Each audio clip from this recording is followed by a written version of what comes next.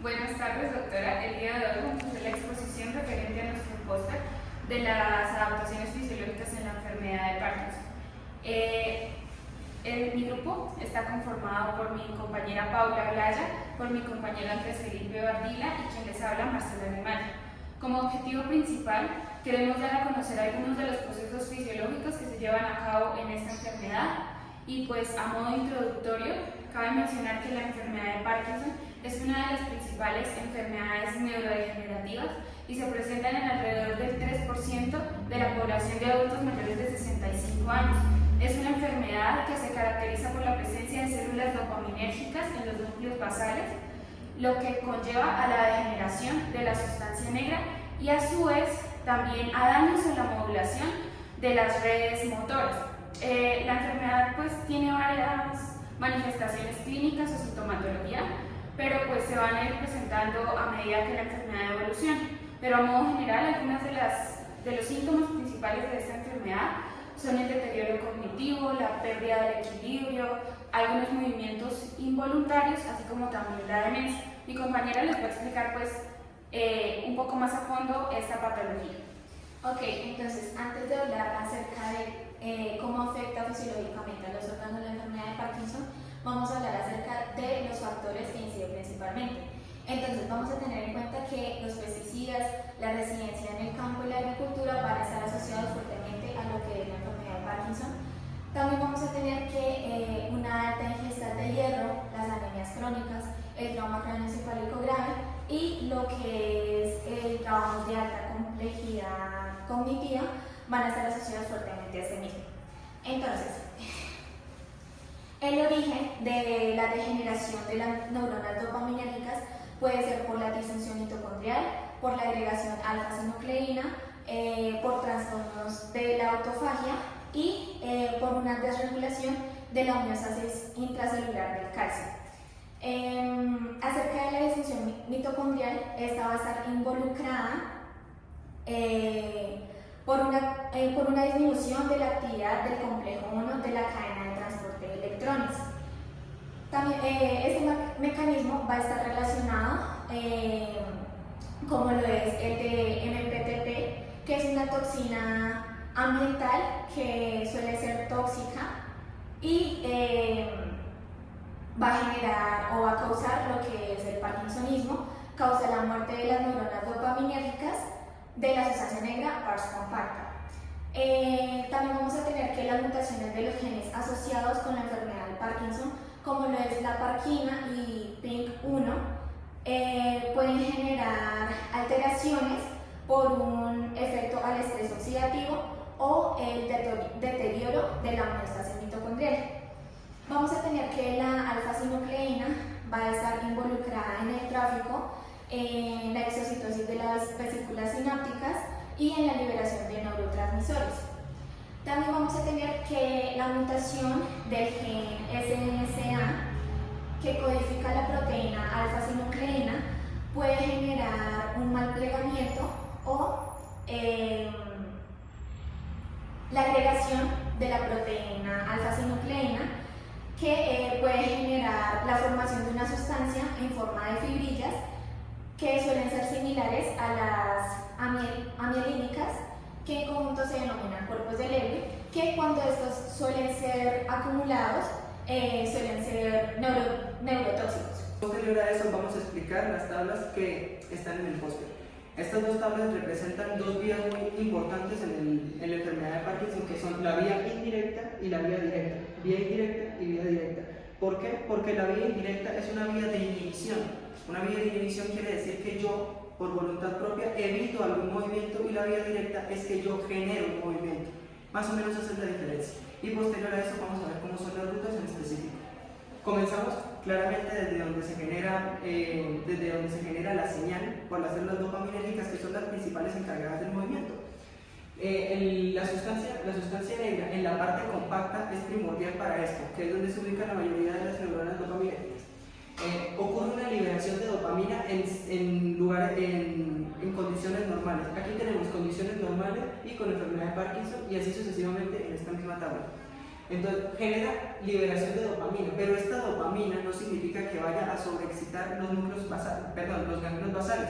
No significa eso, significa que lo que va a hacer es inhibir precisamente el núcleo caudado y el putamen. ¿Por qué necesitamos inhibirlo? Porque precisamente estamos en una etapa de inhibición, en una etapa en donde no vamos a generar ningún tipo de movimiento, en donde queremos estarnos quietos, diciéndolo de alguna manera.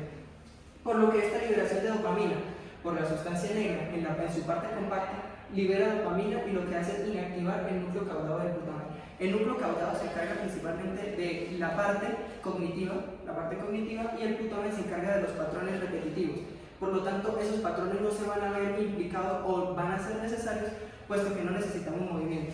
Posterior a eso, el núcleo caudado y el putamen no significa que se inhiba en un 100%, significa que va a estar en cierto modo inhibido, pero va a estar liberando una sustancia, un neurotransmisor muy importante, que es el neurotransmisor GABA. Este neurotransmisor GABA podríamos decir que es inversamente proporcional a cualquier excitación que pueda llegar a tener cualquier núcleo o ganglio basal. En este caso se libera menos GABA, es decir, el núcleo caudado, tras su pequeña activación, digamos tras su inactivación, por si podría decir, de todas maneras libera el neurotransmisor GABA, y de esta manera va a excitar el globo pálido externo.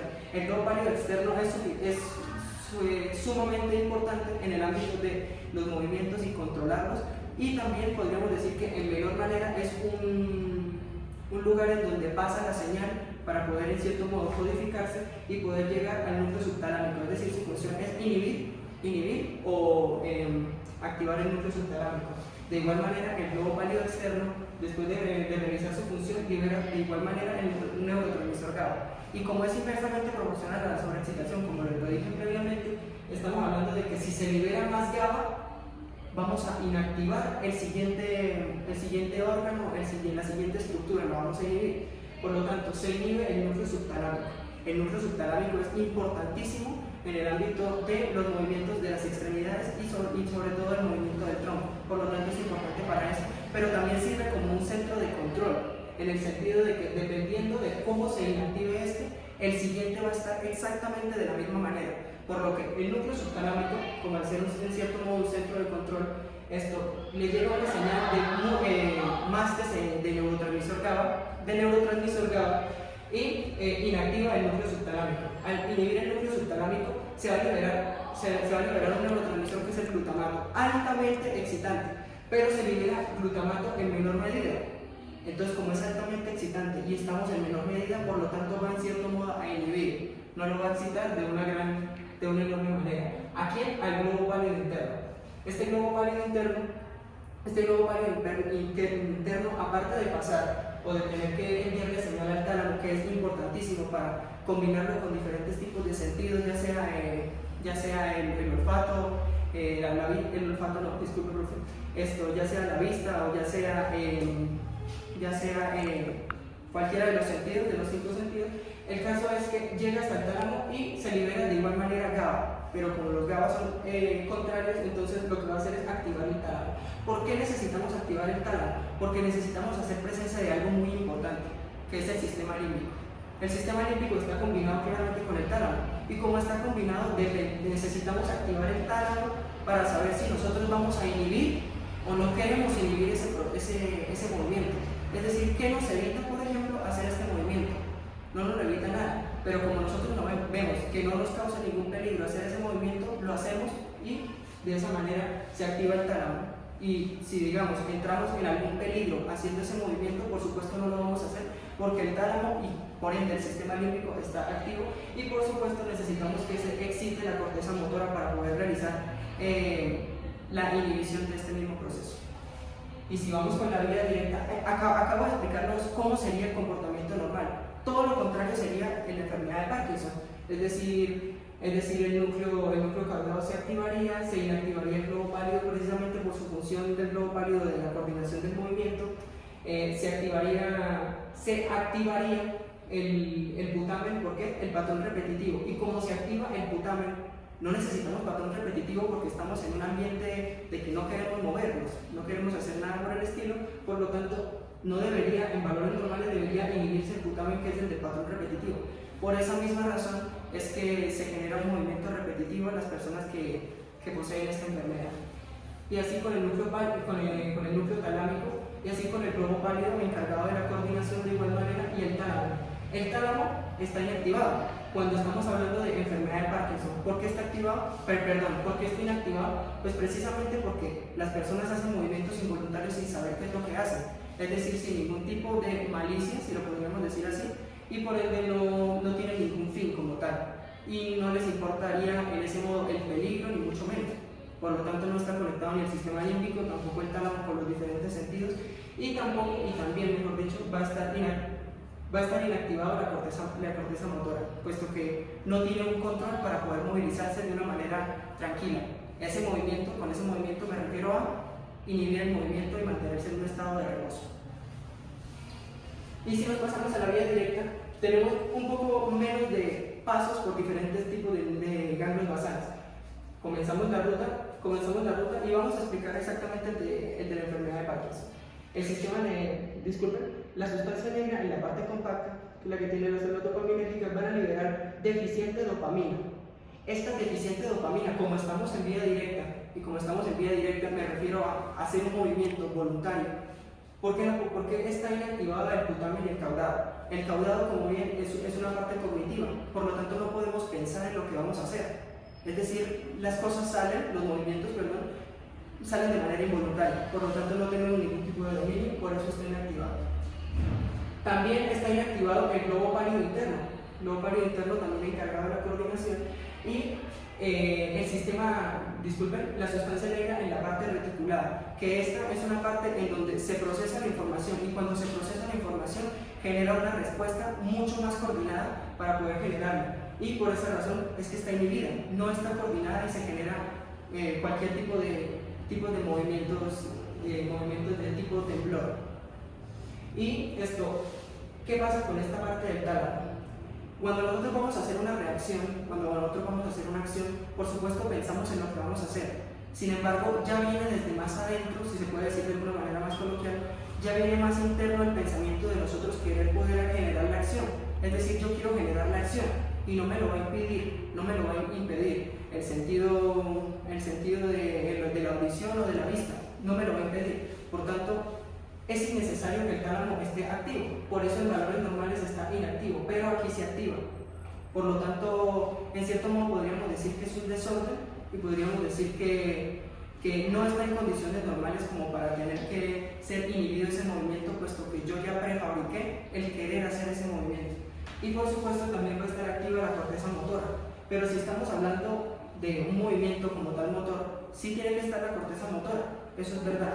Sin embargo, como ya se tiene pensado el movimiento de lo que se va a hacer, es innecesario el paso por acá,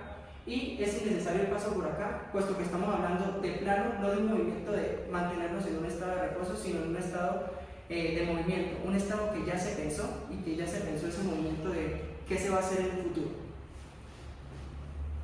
Pasando a esta sección, tenemos